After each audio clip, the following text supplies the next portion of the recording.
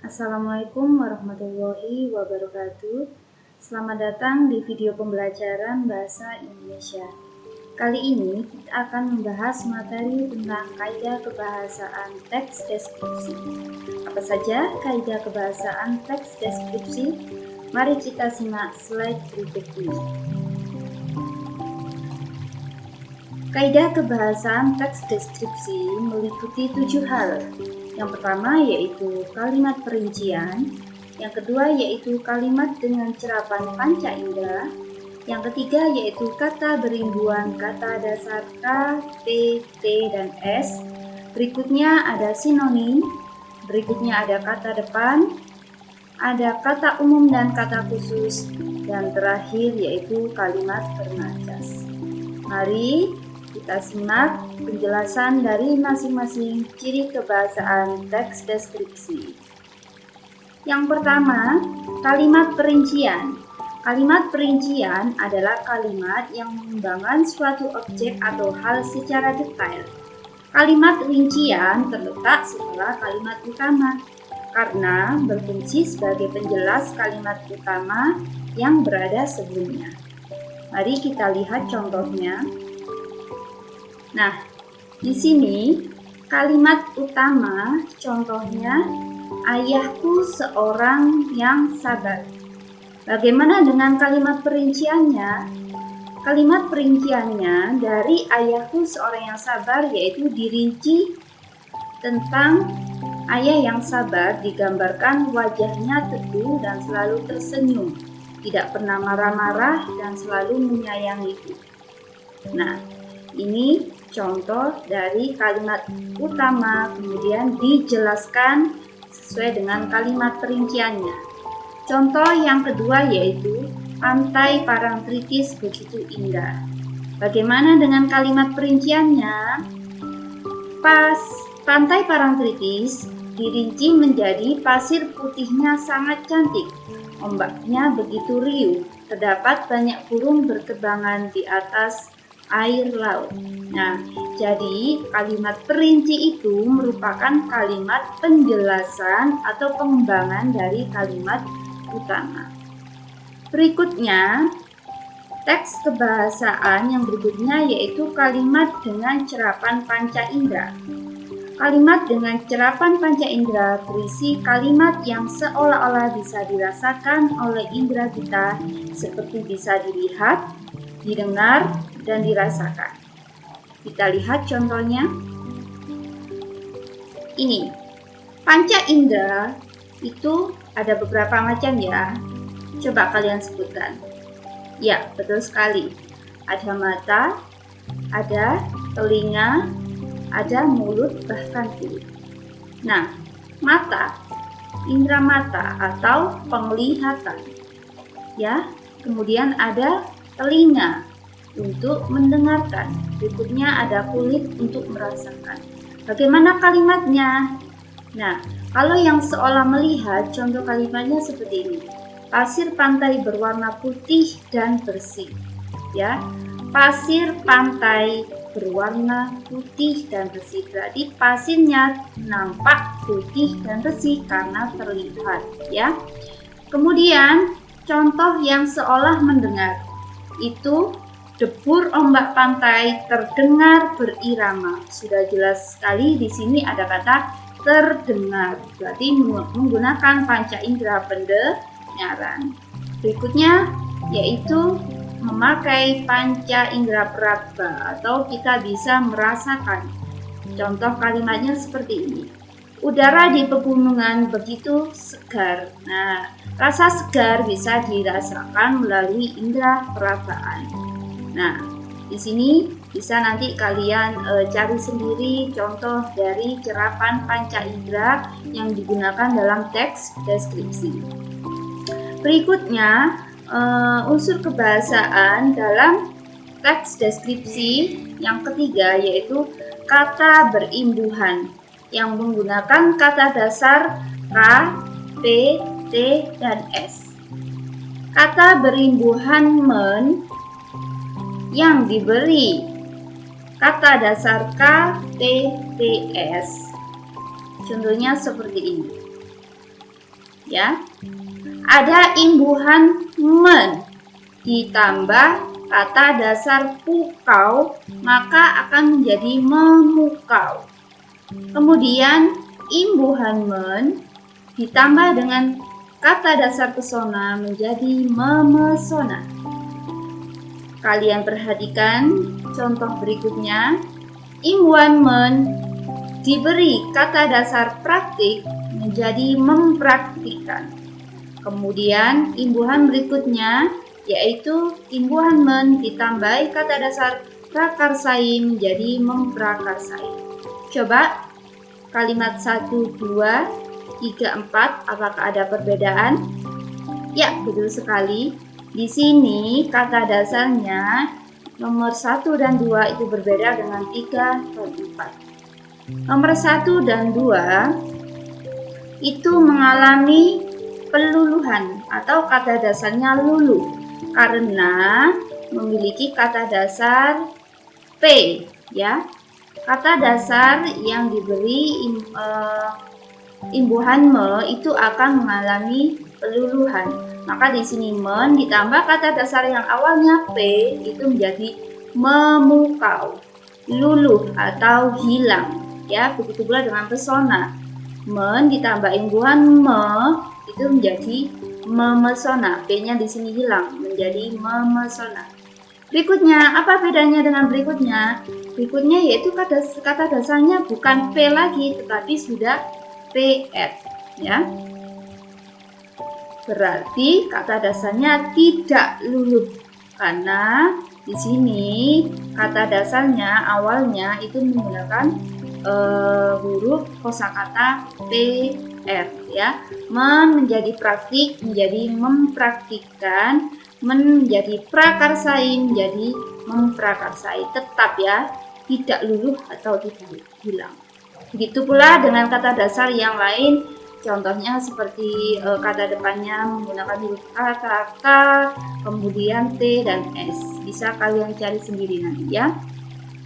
Berikutnya yaitu kata sinonim. Sudah pernah kita pelajari di pertemuan sebelumnya. Kata sinonim itu adalah suatu kata yang memiliki bentuk yang berbeda, namun memiliki arti atau pengertian yang sama atau mirip. Sinonim dapat juga disebut persamaan kata atau padanan kata. Contohnya seperti ini. Ada kata indah, sinonimnya elok, permai, molek. Mengherankan, sinonimnya mengagumkan, memukau, dan fantastis. Abang di sini bukan warna ya, tetapi adalah sinonimnya yaitu kakak, akang, atau mas. Nah, mudah sekali kan? Ya, ciri kebahasaan berikutnya yaitu yang tentang sinonim. Berikutnya yaitu kata depan. Kata depan atau preposisi merupakan kata secara sintaksis menurut tata atau susunan kalimat yang terletak tepat di depan kata benda, sifat, atau keterangan. Sedangkan secara semantik atau secara makna dapat menandakan segala hubungan makna antar konstituen yang terletak tepat di depan ataupun di belakangnya. Nah, coba kita lihat contoh yang di sini. Ini biasanya terjadi sering kesalahan. Imbuhan kata yang mendapatkan kata depan di, ke, dari, atau pada itu penulisannya dipisah, ya. Dipisah. Misalnya seperti ini. Kecelakaan tersebut terjadi di depan terminal Malang. Nah, karena ini merupakan kata depan, berarti tulisannya itu dipisah. Berikutnya yang kata depan ke, pelaku kejahatan telah diamankan polisi dan dibawa ke polsek setempat. Penulisannya juga dipisah. Berikutnya dari kedua motor tersebut melaju dari arah berlawanan. Ini juga dipisah. Yang terakhir kata depan pada. Contohnya kebakaran terjadi pada pukul 22.00 WIB. Nah, sekali lagi penulisan kata depan di, ke, dari, dan pada itu dipisah, ya. Berikutnya, ciri kebahasaan berikutnya yaitu kata umum dan kata khusus. Kata umum atau nama lainnya hipernim adalah kata yang ruang lingkupnya luas dan dapat mencakup banyak hal. Tadi kata umum itu ruang lingkupnya luas.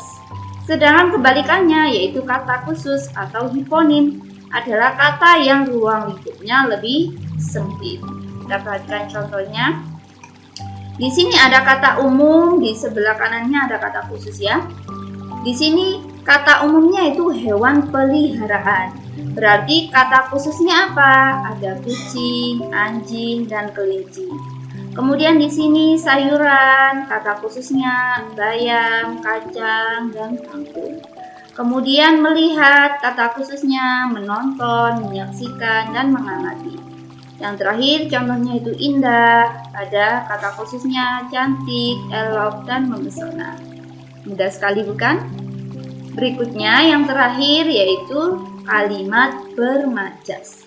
Apa itu kalimat bermajas? Kalimat bermajas itu adalah gaya bahasa supaya nanti di dalam menulis teks deskripsi itu gaya bahasanya menarik sehingga pembacanya itu berantusias mau membacanya ya.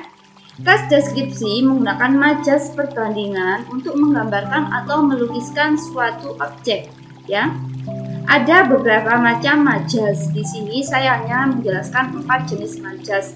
Tetapi majas itu banyak jenisnya. Nanti kalian bisa cari sendiri referensinya ya. Yang pertama yaitu majas asosiasi. Adalah majas yang membandingkan dua hal yang tidak sama, tetapi dianggap memiliki persamaan dalam hal sifat dan karakternya. Ya, contohnya pantai Senggigi dengan pesonanya benar-benar seperti lukisan. Nah, di sini pantai dibandingkan dengan sesuatu yang tidak sama, tetapi dianggap memiliki persamaan dan sifat yang sama. Pantai Senggigi dibandingkan dengan lukisan, ya. Kemudian yang kedua yaitu majas personifikasi. Nah, majas ini sering kali digunakan dalam penulisan teks, ya. Apa itu majas personifikasi? Majas personifikasi adalah majas yang membandingkan suatu benda mati seolah-olah hidup dengan sifat manusia. Nah, seolah-olah bisa hidup dengan sifat manusia. Contohnya apa? Angin lembut terasa mengelus kulit. Nah, coba dibayangkan, apakah angin bisa mengelus kulitmu? Tidak kan? Karena menggunakan majas personifikasi seolah-olah bisa hidup. Nah, maka angin tersebut bisa mengelus kulit kalian ya. Berikutnya yaitu majas alegori. Adalah majas yang membandingkan dengan memberikan ungkapan atau kiasan yang tidak menyatakan secara langsung maknanya. Contoh, seketika kedamaian dan kenyamanan seperti merangkul saat berada di area sekitar Pura Batu. Ya. Majas berikutnya yaitu majas metafora. Adalah majas yang membandingkan suatu benda secara analogi.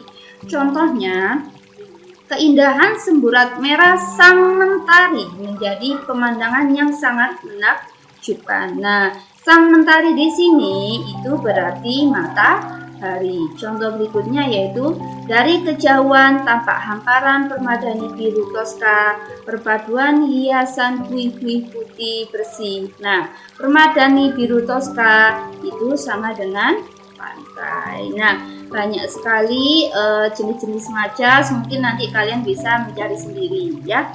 Nah, itu tadi penjelasan tentang ciri kebahasaan teks deskripsi yang meliputi 7 hal ya. Kemudian kita sudah membahas materi kali ini. Semoga materi ini bisa memberikan manfaat untuk kalian semua, dan saya berpesan kepada kalian semua bahwasannya ilmu itu ibarat cahaya lilin dalam kegelapan. Ya. Jika kalian mendekati lilin tersebut, maka kalian akan diberi kemudahan. Ya, kebalikannya, Jika kalian menjauhi dengan lilin tersebut atau cahaya tersebut, maka kalian akan mendapatkan kesulitan. Nah, selamat belajar. Semoga kita selalu diberi kesehatan di era pandemi ini, dan sampai jumpa di video pembelajaran selanjutnya. Wassalamualaikum warahmatullahi wabarakatuh.